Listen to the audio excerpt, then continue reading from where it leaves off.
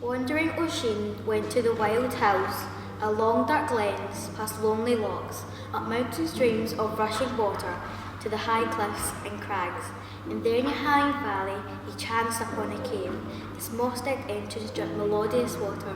Entranced he entered, expecting deep darkness. Instead, he found light. The walls glowed green luminescence. His laugh of delight echoed in the hollow hill. As he sat upon the grainy floor, his hands burrowing into the fine grit. 'Twas, and his fingers found it. A harp of gold with strings is found in Scots. In the strange light he plucked the strings, and sweet-sounding music filled the air. Delighted with his find, he placed it in his knapsack and walked out into the world. A different world, a changed world, a wondrous world, gone were the hard-edged lands, the harsh landscape of home. Now there were soft rolling hills, gentle woodlands of birch and beech, streams that ran with music. Deep beneath the hollow hills, an ancient harp I found. I plucked a string, and I was caught inside that enchanting sound. The world dissolved as time was bent, the past was as today. I'm now a traveler in time. How will I find my way?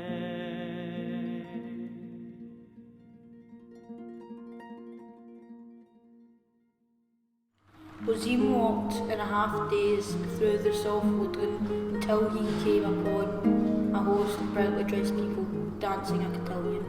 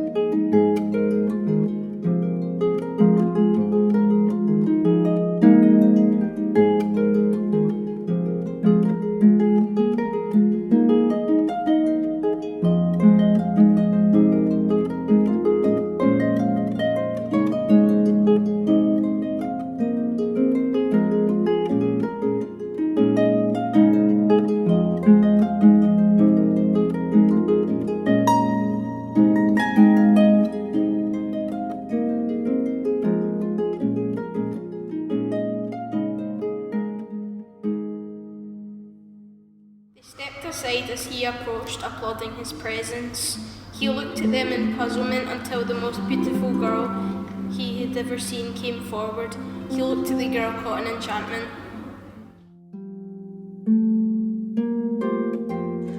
We have been expecting you, Oisin. But I do not know you. And where am I?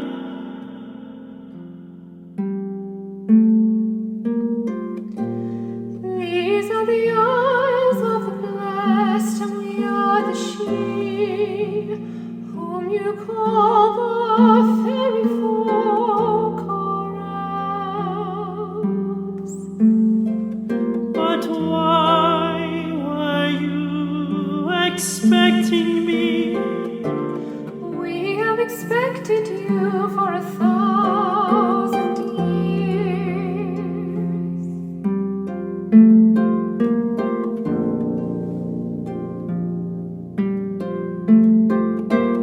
I have known for that time and longer that my true love would be mortal and would come in time.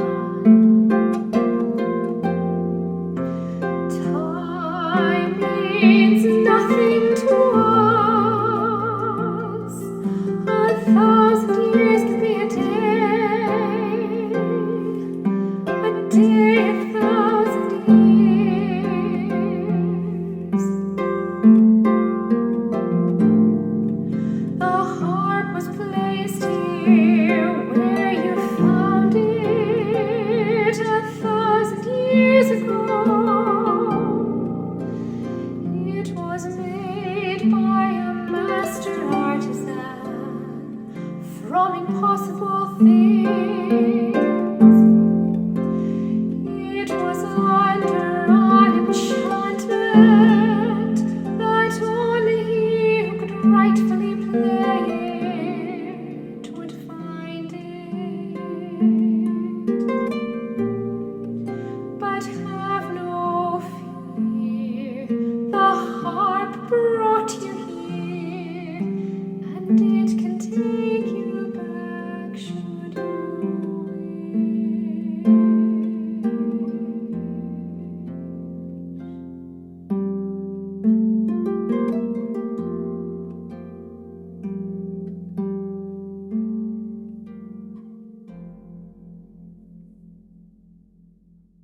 So Oisin spent his days in perfect bliss with the woman he truly loved.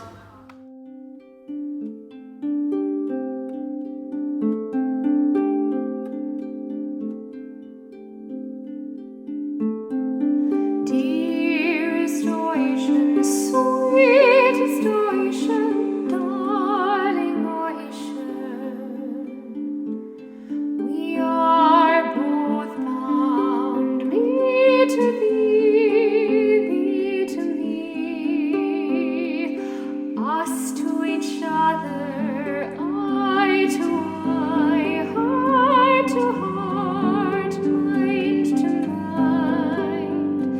Skin to skin, flesh to flesh, bone to bone, nerve to nerve, sinew to sinew,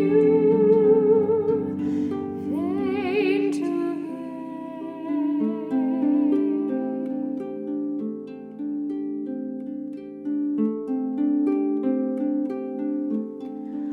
Our blood is 3 times bound in love, in fidelity and grace. We are blessed by the air, by the water, by the earth. We are blessed by the sun and the moon and the stars. We are blessed in love.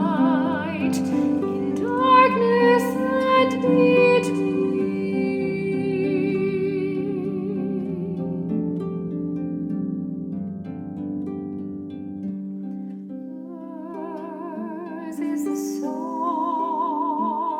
of time, of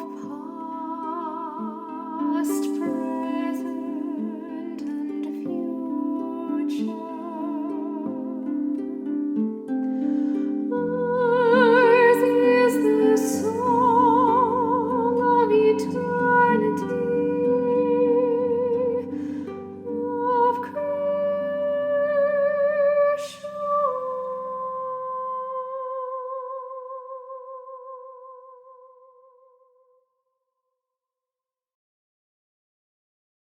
Until it was nothing, weather days, months or years passed.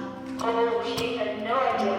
What he also had no idea of was a dark festering that he was growing in the heart of another.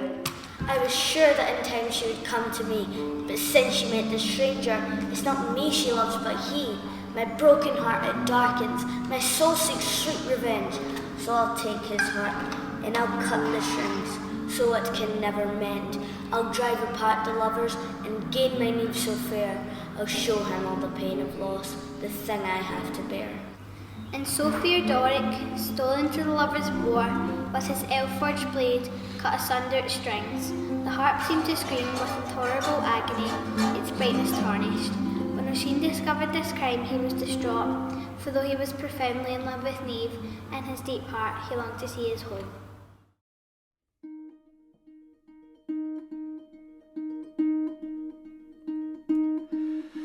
Although I love these golden lands of golden sun and golden sands, of endless days and diamond nights, a magic land ablaze with lights, I miss the tempest and the storm, the blizzard and the raging wind, the lightning and the thunder's roar, the sloping rain that I adore.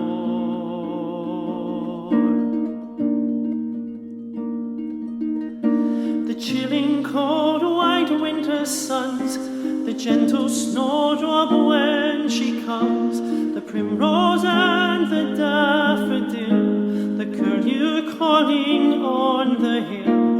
And yes, I love the summer skies, to watch the swallow as she flies, and when the leaves are turning brown, I love to watch them tumble down.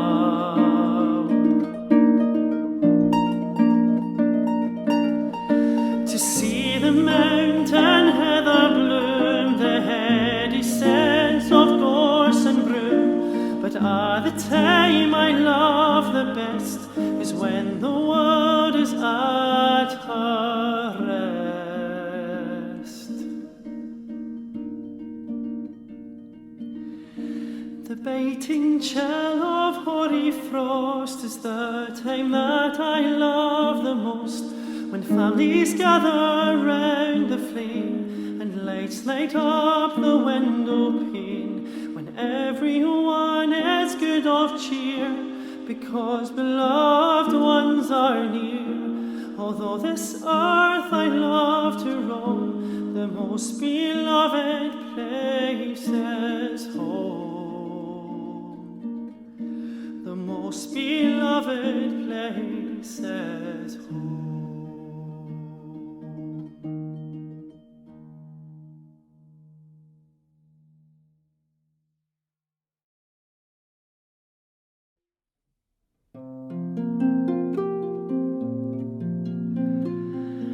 My dearest Niamh, my one and only true love, although I cannot bear to leave you, I long to see again my home. When the harp was whole, it was but a moment away.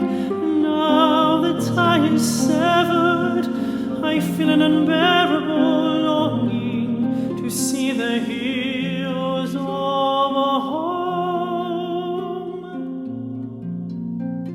Alas, my sweet Oisin, the master craftsman who forged the instrument, has not been heard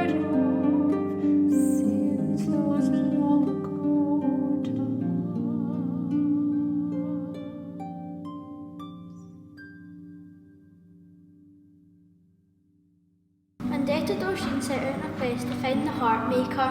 The only clue was a poem he had left carved on a rock.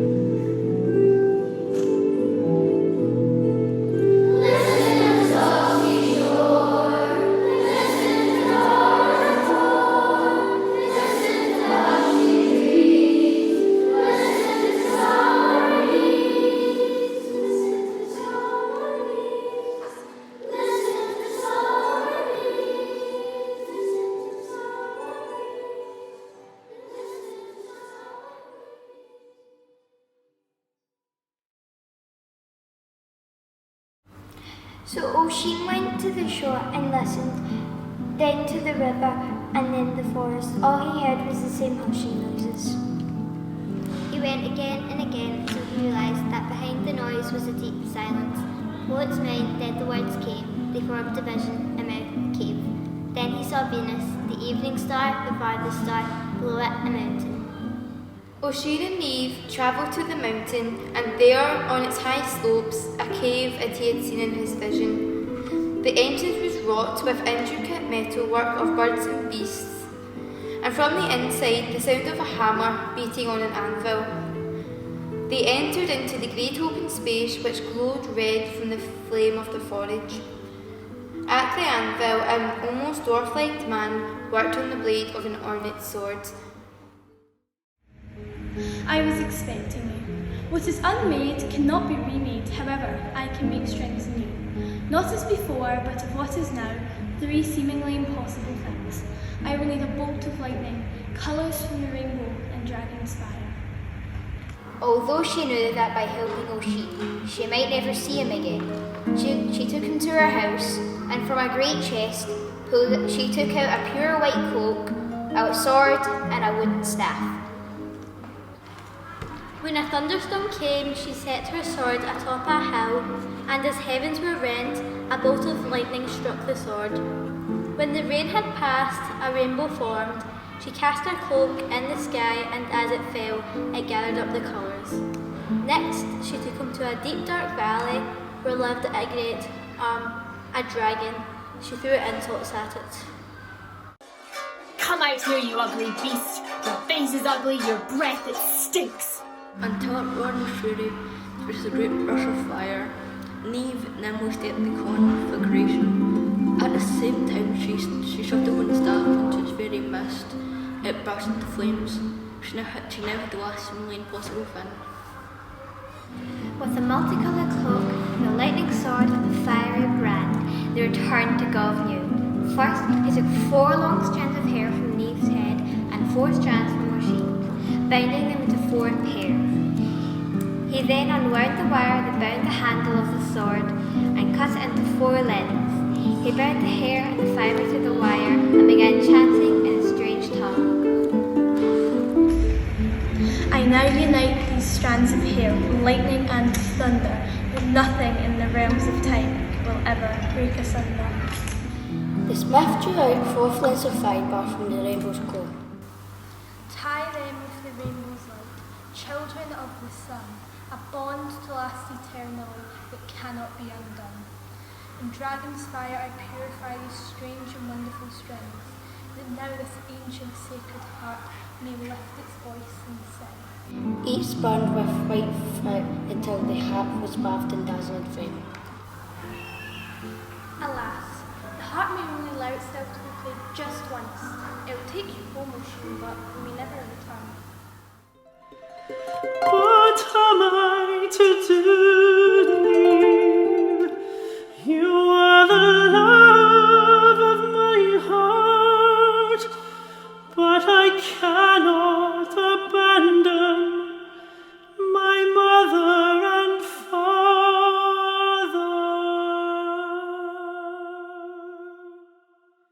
Your duty is to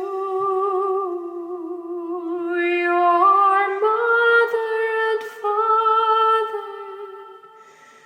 With their grace you may return if you can.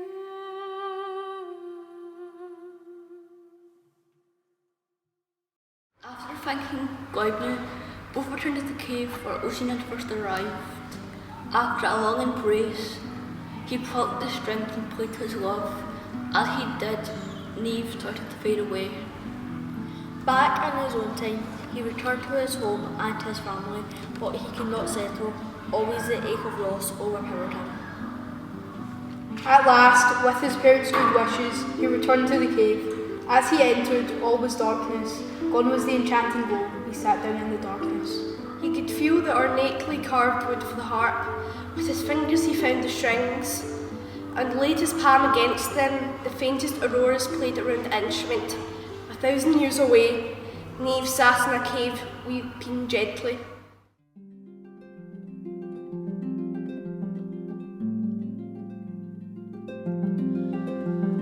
When is Ned, and where is he? 1,000 years and worlds apart. I can't go back, I cannot stay. I am caught between love and love.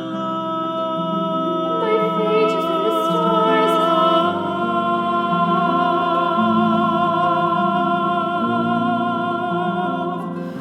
What would I give just for a moment if I could be right by your side?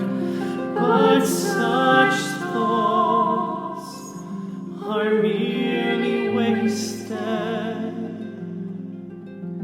like trying to hold on to the running tide.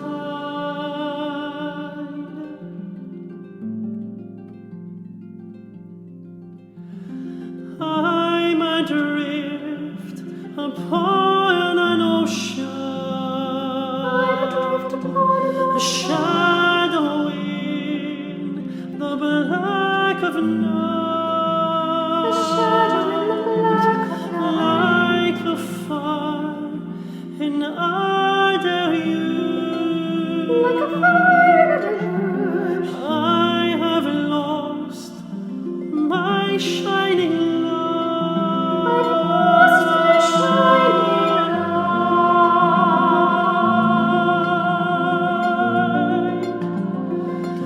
What would I give just for a moment if I could hold you by the hand and to walk with you in sunshine together again, on golden sands.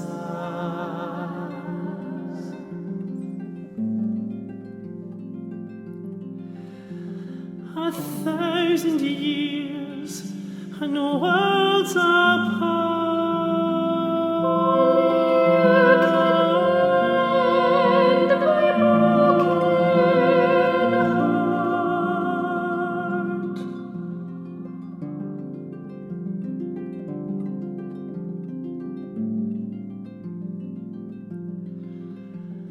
1,000 years, and no words apart.